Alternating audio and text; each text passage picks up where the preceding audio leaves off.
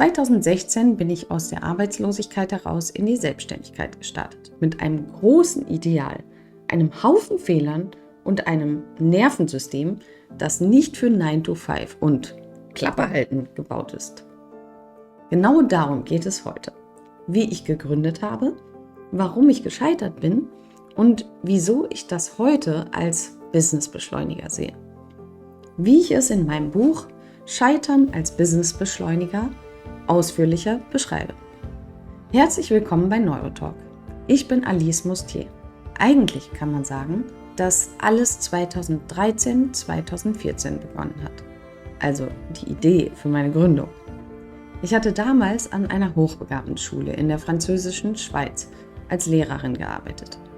Auf dem Papier ein Traumjob. In der Realität habe ich gemerkt, wir Lehrkräfte waren auf neurodivergente Kinder überhaupt nicht vorbereitet. Uns fehlte das Wissen über Hochbegabung, Autismus, ADHS, das Wissen und vor allem das Verständnis. Denn ohne Verständnis kann ich auch keine Empathie, kein Mitgefühl entwickeln. Also, das Interesse für solche Menschen war im Endeffekt schon vorher geweckt worden. Denn als ich 2008 Mathe und Physik in Marburg angefangen hatte zu studieren, das, was der Professor vorne erzählte, war zwar auch interessant, aber viel interessanter waren eigentlich die ganzen Menschen um mich herum. Die Menschen oder eher halt die Nerds. Das war schon ein spezieller Typ Mensch, die sowas studieren. Freiwillig vor allem. Und als ich an dieser Schule anfing und mich näher dazu informierte, fand ich plötzlich einen Begriff für diesen Schlag Mensch aus meinem Studium. Hochbegabter halt. Ob dann eben in diesem Studium oder dann auch in dieser Schule, damals wurde mir klar, wir Lehrer brauchen eigentlich eine Fortbildung. Da wir sie aber nicht erhielten, bildete ich mich autodidaktisch fort. Ich kaufte mir viele Bücher zu diesem Thema und dann beschloss ich bilde Lehrerinnen dazu aus. Das war sozusagen der erste Samen in meiner Selbstständigkeit. Und der Moment, an dem ich zum ersten Mal mein Ziel und meine Zielgruppe definiert hatte. Menschen, die mit Neurodivergenten zusammenarbeiten. Heute ist das mein Tipp Nummer 1 für Gründer und Gründerinnen. Definiere dein klares Ziel und deine Zielgruppe. Du kannst nicht alle glücklich machen. Und recht schnell merkte ich dann auch, dass meine Zielgruppe schwer erreichbar war. Denn um Seminare für Lehrer zu geben, die dann auch wirklich anerkannt sind, damit sie ihre Fortbildungspunkte bekommen, das war nicht leicht. Und ohne Punkte wiederum hatten die Lehrer meist auch gar keine Zeit für sonstige Fortbildung. 2016 habe ich dann den Sprung gewagt in die Selbstständigkeit. Und schnell hatte ich raus, dass es einfacher werden würde, Führungskräfte in Unternehmen weiterzubilden und die neurodivergenten Menschen selbst zu unterstützen. Also Menschen mit ADHS, Hochbegabung, Hochsensibilität oder Autismus. Menschen, die eben einfach anders funktionieren. 2016 kamen dann auch meine ersten Fernsehauftritte hinzu. Und mit meinem Businessplan-Wettbewerb kam ich sogar ins Finale des deutschlandweiten Wettbewerbs Start to Grow.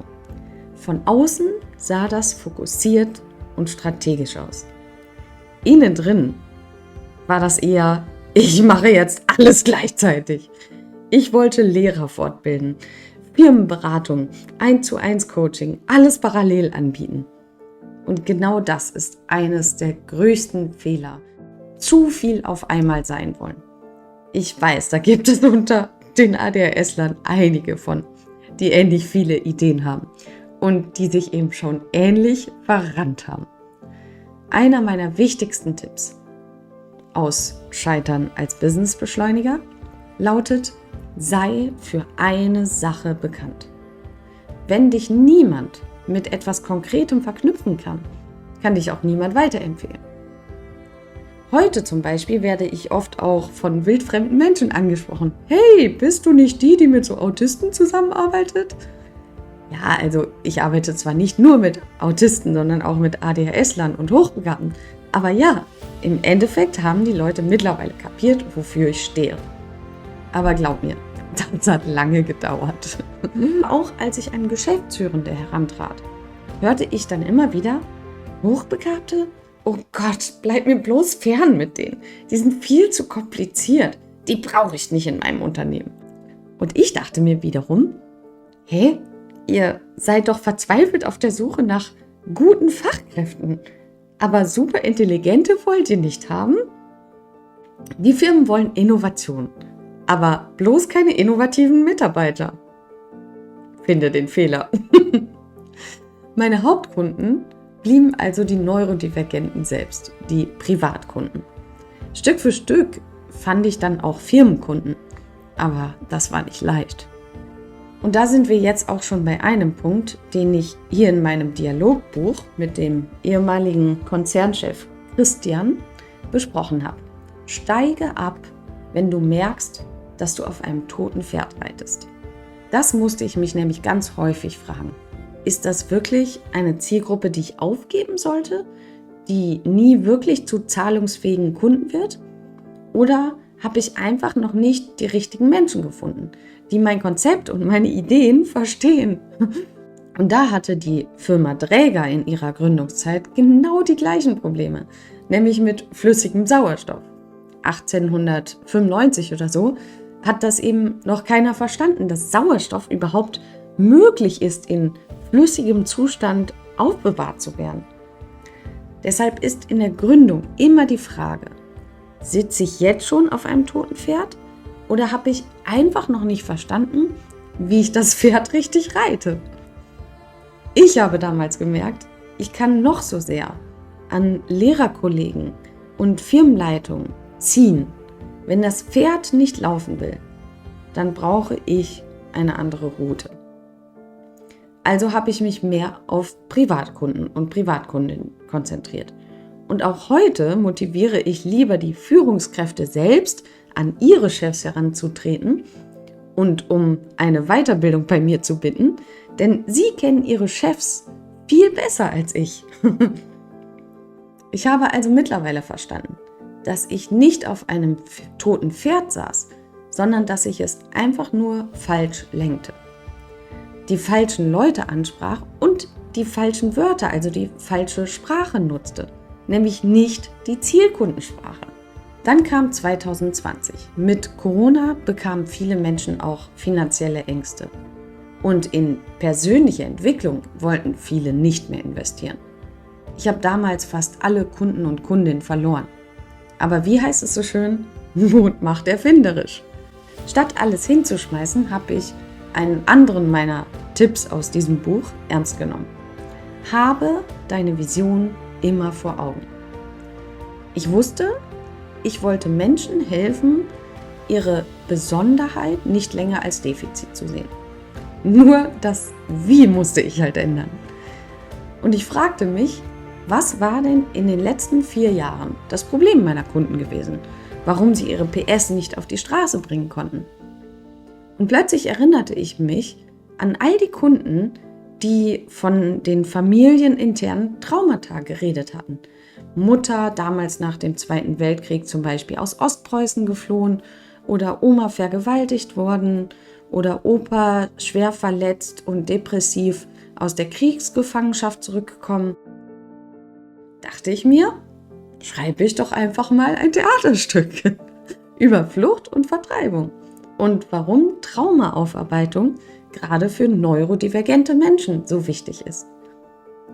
Irgendwie war ich ziemlich sicher, dass wir die Förderung bekämen. Deswegen hatte ich auch schnell 30 Schauspielende parat, das Stück war geschrieben und 1 Monat vor der Uraufführung erfuhr ich dann, die Possehl-Stiftung fördert uns nicht.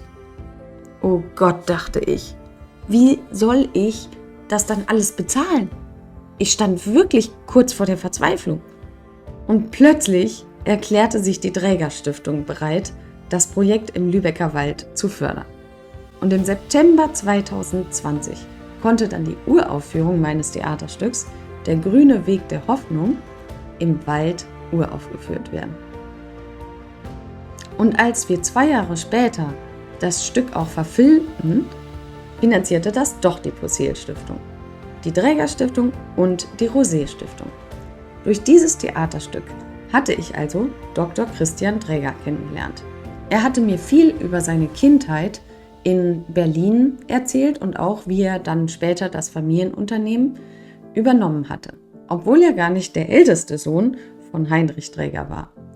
Und so neugierig wie ich bin, stellte ich immer mehr Fragen. Und erfuhr auch immer mehr spannende Dinge aus seinem Leben. Irgendwann fragte ich dann: Christian, sag mal, darf ich eine Biografie über dich schreiben? Und da sagte Christian: Nein, das kommt gar nicht in Frage. Wer will denn schon über mich was erfahren? Das interessiert doch eh niemanden. Irgendwie wollte ich die Idee aber nicht aufgeben. Und auch da musste mein neurodivergenter Gehirnapparat mal wieder einspringen. Wie könnte ich ihn überzeugen, damit ich ein Buch über ihn schreiben darf? Ich machte eine Menge Vorschläge. Immer nur: Nein, auf gar keinen Fall. Und dann kam ich mit dieser Idee. Christian, was hältst du davon, dass wir einfach unsere Gespräche aufschreiben, wie ein Gespräch zwischen Opa und Enkelin, und du gibst mir Tipps als erfahrener Geschäftsmann für mein Business? Und das erste Mal fing er an nachzudenken. Es formte sich ein Lächeln auf seinen Lippen und dann sagte er endlich die Worte, auf die ich so lange gewartet hatte. Ja, das gefällt mir. Da mache ich mit. Puh, dachte ich. Hatte es sich also doch gelohnt, durchzuhalten mit meiner Idee.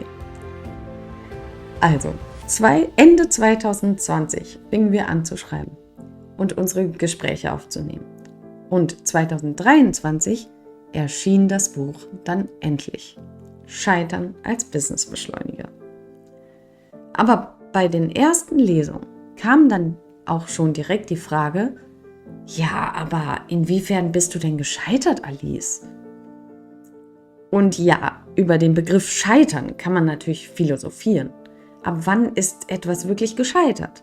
Ist man gescheitert, wenn man offiziell Insolvenz anmelden muss? Ist man gescheitert, wenn man eine Idee aufgibt und seine Vision nicht weiterverfolgt? Für mich waren die Scheitermomente beispielsweise, als ich 2020 durch Corona gar keine Kunden mehr hatte oder als die Possehl-Stiftung den ersten Antrag für die Theaterförderung absagte und ich nicht mehr wusste, wie ich das alles dann finanzieren sollte. In dem Moment selbst war ich einfach total enttäuscht und wütend.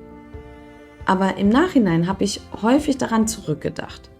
Wenn die Possehl-Stiftung mir nicht abgesagt hätte, dann wäre ich vielleicht nie an die Dräger-Stiftung herangetreten, hätte nie Christian Dräger kennengelernt und unser gemeinsames Buch wäre nie entstanden.